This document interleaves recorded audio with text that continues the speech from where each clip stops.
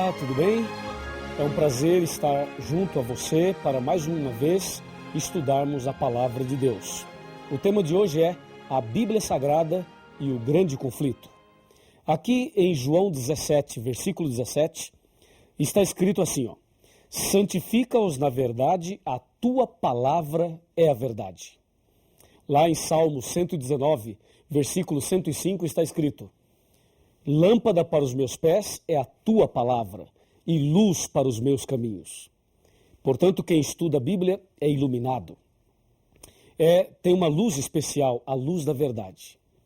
Acontece o seguinte, a Bíblia Sagrada é um livro que tem 66 livros, 66 pequenos livros, sendo 39 no Velho Testamento, 27 no Novo. A Bíblia tem 1.189 capítulos e 31.102 versículos. Ela foi escrita por aproximadamente 40 pessoas em um período de 1.600 anos aproximadamente. Foi escrita em hebraico, aramaico e grego e já foi traduzida em mais de 1.500 línguas e dialetos.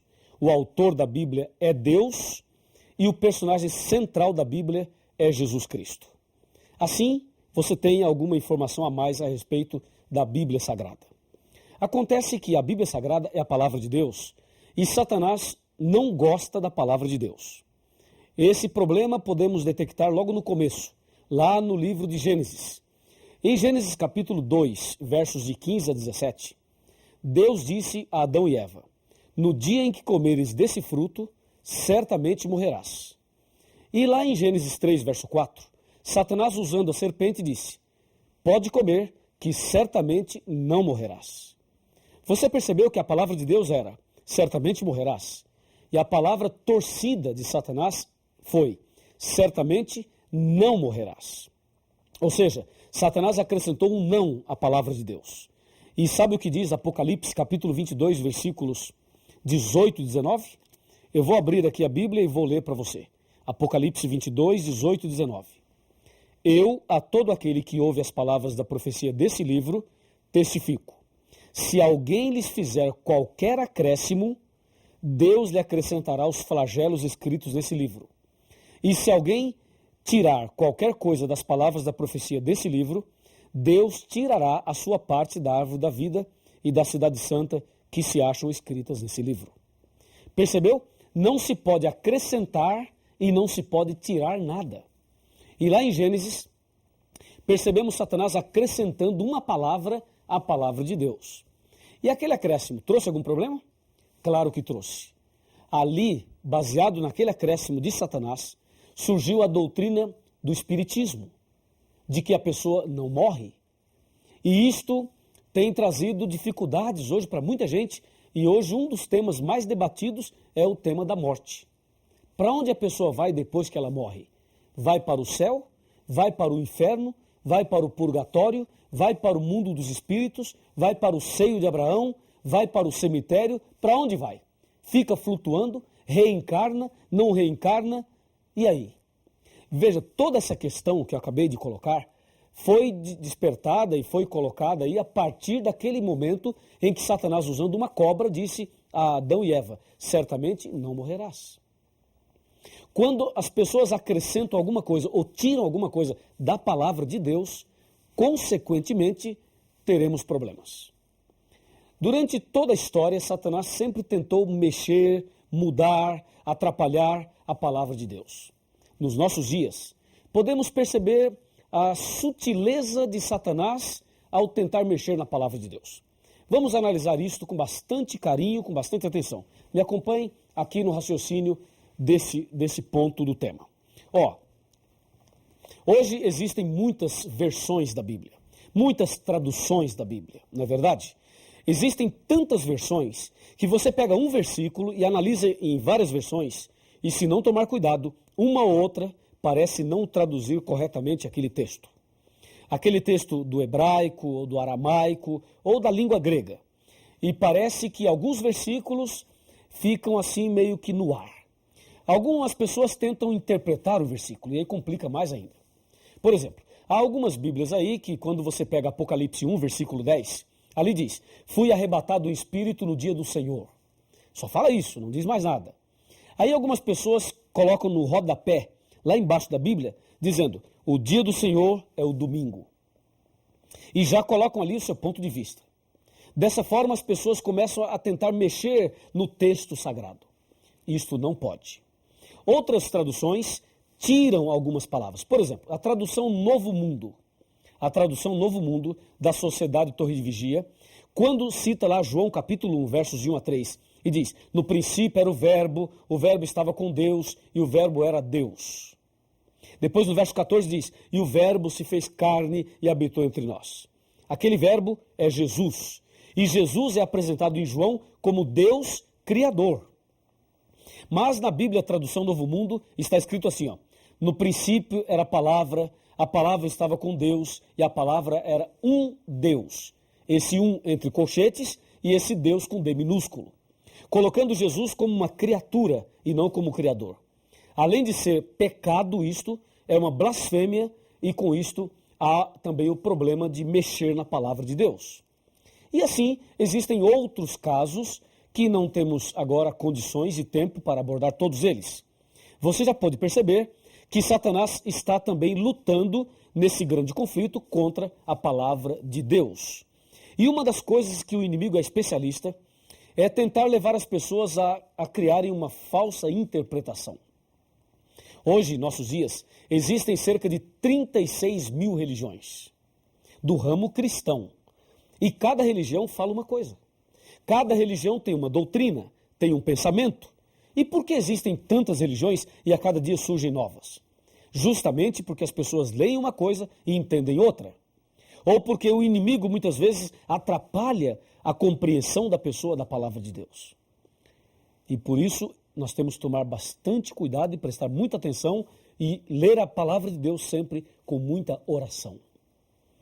Se você pegar a Bíblia romana e a Bíblia João Ferreira de Almeida e fizer uma comparação, você irá perceber algumas coisas graves.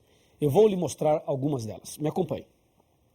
Agora eu vou fazer uma análise rápida da Bíblia romana e também fazer uma comparação com a Bíblia João Ferreira de Almeida atualizada ou corrigida, tanto faz. Me acompanhe aqui. Ó. Na palavra de Deus, já disse, ela tem 66 livros, certo? Disse também que ela tem 1.189 capítulos, 31.102 versículos, 773.693 palavras e 3.566.480 letras. E vimos que a Bíblia está subdividida em 5 partes, foi o nosso primeiro estudo. Agora veja, a ira de Satanás contra a palavra de Deus levou ao seguinte problema, comparando a Bíblia romana com a Bíblia original. Na Bíblia original, nós sabemos, como eu já disse, existem 66 livros, mas a Bíblia romana tem 73 livros. Assim, podemos perceber a ira de Satanás mexendo na palavra de Deus. Como já vimos também, ele é especialista em mudar e torcer a palavra de Deus. Por exemplo, na Bíblia romana, existem 7 livros a mais. O primeiro livro é 1 Macabeus, depois 2 Macabeus, depois Tobias, em seguida Judite, depois Sabedoria, Eclesiástico e Baruque. Esses 7 livros são conhecidos como livros apócrifos, ou seja, livros ocultos. A palavra apócrifo aí vem do grego, que quer dizer oculto. Alguma coisa que não foi revelada por Deus. Então esses 7 livros aí aparecem a mais na Bíblia romana. E mais, no livro de Esther existe um acréscimo. E no livro de Daniel também existe um acréscimo. Assim, a Bíblia romana vai contra um princípio da própria Bíblia, que diz: nada deve ser acrescentado e nada deve ser tirado. Como você pode perceber, eles acrescentaram, enquanto em outras versões eles tiraram. Mas nós devemos manter fidelidade à palavra de Deus. E hoje, em nossos dias, muitas pessoas não aceitam certos pontos bíblicos porque dizem: isso está no Velho Testamento. Veja, as pessoas às vezes acham que pelo fato de estar no Velho Testamento não devem aceitar. Quantas e quantas pessoas dizem: eu não aceito isso nem aquilo porque está no Velho Testamento. Uma vez eu conversei com um pastor evangélico. E esse pastor me disse, olha, eu não aceito os 10 mandamentos porque isso se encontra no Velho Testamento. Eu perguntei, pastor, só porque está no Velho Testamento o senhor não aceita? Ele disse, sim. Se você me mostrar no Novo, eu aceito. Eu disse, eu vou lhe mostrar no Novo, mas antes quero lhe fazer uma pergunta. Na sua igreja, o senhor pede dízimo? Ele falou, claro, o dízimo é sagrado. Perguntei a ele, então, onde o senhor encontra a orientação do dízimo na Bíblia? No Novo ou no Velho? E ele disse, no Velho. Então, pastor, por que o senhor aceita o dízimo que está no Velho e não aceita os 10 mandamentos que se encontram no Velho Testamento também? E ele não soube me explicar. Percebe? A Bíblia Sagrada é uma só. Ela deve ser aceita integralmente. E não se pode acrescentar e também não se pode tirar. E espero que isso esteja claro para você. O problema é que esses 7 livros a mais que eu acabei de mencionar, eles trazem mensagens estranhas, erros doutrinários, como orações pelos mortos, falsas curas, feitiçarias, salvação por esmolas e obras, alteração do destino das almas após a morte e também a falsa doutrina do purgatório. E mais, tem histórias fictícias, histórias lendárias, histórias absurdas, ensina artes mágicas e ensina feitiçaria, como é o caso de Tobias, capítulo 6, de 1 a 9. Deu para perceber? Não se pode acrescentar e não se pode tirar. E agora veja o outro ponto tão grave quanto esse. Me acompanhe nesse raciocínio, nesse pensamento. Um outro ponto tão grave quanto esse. A palavra de Deus diz aqui em Mateus capítulo 4, que quando Jesus estava sendo tentado, Satanás disse a Jesus, se tu és filho de Deus, transforma as pedras em pães. Jesus respondeu da seguinte maneira, está escrito, Mateus 4, está escrito. Quando Jesus diz está escrito, Jesus está citando a Bíblia, a palavra. Aí Jesus disse, está escrito, nem só de pão viverá o homem, mas de toda a palavra que sai da boca de Deus. Ok? Muito bem. Aí na segunda tentação, Satanás percebeu que Jesus disse, está escrito. Então na segunda tentação, no versículo 5, diz assim, ó, então o diabo o levou à cidade santa e colocou-o sobre o pináculo do templo e lhe disse, se és filho de Deus, atira-te abaixo, porque está escrito, aos seus anjos ordenará a teu respeito que te guardem, e eles se sustentarão nas suas mãos para que não tropeces em alguma pedra. Você notou que na segunda tentação o diabo disse, está escrito? E aí Jesus rebate essa tentação no versículo 7 dizendo, respondeu-lhe Jesus, também está escrito, não tentarás o Senhor teu Deus. Você notou que em um texto o diabo diz, pula Jesus, porque está escrito que Deus vai te proteger. E Jesus rebate dizendo, mas também está escrito. Eu pergunto, quem estava certo, Jesus ou Satanás? Satanás ou Jesus? Quem estava com a razão? Claro que você vai dizer, Jesus está com a razão, e eu também digo isso. Mas você diz que Jesus estava com a razão só porque o outro é Satanás? Ora, Satanás usou a Bíblia, não usou? Jesus usou a Bíblia também, não usou? Claro, os dois usaram a Bíblia. E como você sabe que Jesus está certo e o diabo não, se os dois usaram a Bíblia? Quer ver? Para complicar um pouquinho mais. Imagina, tira Jesus, tira Satanás do contexto aqui, do cenário aqui, e coloque uma religião no lugar de Jesus e outra no lugar do diabo. Uma usa a Bíblia e diz, é assim. A outra usa a Bíblia e diz, não, não é assim, é assim. E aí eu pergunto, qual das duas está certa? Percebeu? Aí a coisa começa a se complicar. Então aqui, nesse caso da tentação de Cristo, nós percebemos de forma bem clara o que acontece no mundo religioso. Nem todo mundo que usa a Bíblia está falando a verdade. Nem todo mundo que está no púlpito pregando a Bíblia ou em algum outro lugar possui a verdade. Você vê, o diabo usou a Bíblia e eu pergunto, ele estava certo? Não, não estava. Jesus usou a Bíblia e Jesus estava certo. A pergunta é, por que Jesus estava certo e o diabo não, se os dois usaram a Bíblia? É simples, é que Jesus usou o texto dentro do contexto e o diabo usou o texto fora do contexto, totalmente fora.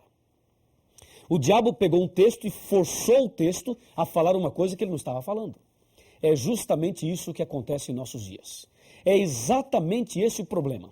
As pessoas hoje, muitas delas, usam o texto fora do contexto. Só para você ter uma ideia, uma vez eu estava ouvindo um programa de rádio e o pregador dizia assim, ó, o Salmo 23 fala, preparas uma mesa perante mim na presença dos meus inimigos. Sabe o que esse pregador fez? Mandou fabricar uma mesa e colocou uma toalha branca sobre a mesa e deu envelopes para as pessoas e disse para as pessoas, coloquem os seus pedidos sobre a mesa, porque Deus diz, preparas uma mesa na presença dos meus inimigos. E diz ele, sexta-feira tal, nós iremos aqui fazer oração forte na presença do inimigo e Deus nos dará a vitória, porque está na Bíblia. Você percebeu? Ele pegou um texto da Bíblia, torceu o texto e fez o texto falar uma coisa que não está falando para tentar convencer as pessoas a darem dinheiro e a fazer a campanha que ele queria fazer. Isto aí é usar o texto fora do contexto. Porque quando o salmista, no capítulo 23, fala, preparas uma mesa na presença dos meus adversários, ele não manda você fabricar uma mesa. Mas ele se refere ao que acontecerá no momento da perseguição. Esse Salmo 23 vai se cumprir na época da perseguição. E as pessoas torcem o texto, como esse exemplo que acabei de dar. Meu amigo, a palavra de Deus é uma lâmpada para os nossos pés, é uma luz para o nosso caminho. Quem estuda a Bíblia jamais será enganado, jamais será confundido. Agora, aproxime-se aqui de mim. Chegue bem pertinho aqui de mim, que eu vou te dizer algumas palavras importantes dentro desse assunto, dentro desse contexto. Pode chegar um pouquinho mais perto. É o seguinte. Se você examinar a Bíblia, se você se apegar cada vez mais à palavra de Deus, saiba de uma coisa. A luz da verdade brilhará no seu coração e as trevas serão banidas. E vai se cumprir na tua vida o que está na palavra de Deus. Lembra? Conhecereis a verdade e a verdade vos libertará. Então, não deixe que o engano tome conta de você, mas permita que a verdade ilumine a sua vida. Se você assim deseja, então feche os seus olhos e vamos conversar com Deus. Querido Deus, nosso muito obrigado por esta mensagem da Tua palavra. Ajuda-nos, ó Deus, a andar nos Teus caminhos e que a Tua palavra seja estudada a cada dia e que a verdade que encontramos nela possa ser colocada em prática por cada um de nós. Abençoe esta pessoa que estuda a Bíblia conosco hoje. Nas Tuas mãos eu o entrego. Em nome de Jesus. Amém.